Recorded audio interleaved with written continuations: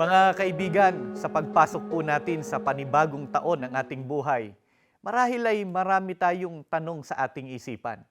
Ano kaya ang mangyayari sa akin sa taong ito? Ano kaya ang mga pagdadaanan ko? Minsan nakakapagod isipin, di po ba? At planuhin ang lahat ng mangyayari sa atin sa loob ng 365 days para hindi po tayo ma-stress at ma-depress. Ang alamin po natin ay kung ano ang plano ng ating Panginoong Diyos para po sa atin.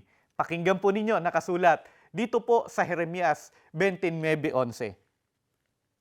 Pagkat alam ko ang aking mga plano para sa inyo, pahayag ng Panginoon, ang mga planong kayo'y paunlarin at hindi ipahamak, ang mga planong kayo'y bigyan ng pag-asa at kinabukasan.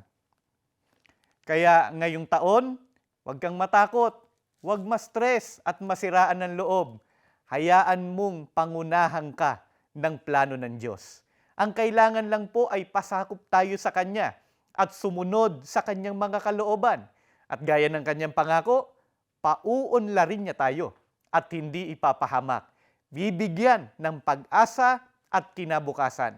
Sana ang mga plano pong ito ng ating Panginoong Diyos ang magbigay inspirasyon sa atin at maging guiding light natin sa pagharap sa panibagong taong ito ng ating buhay.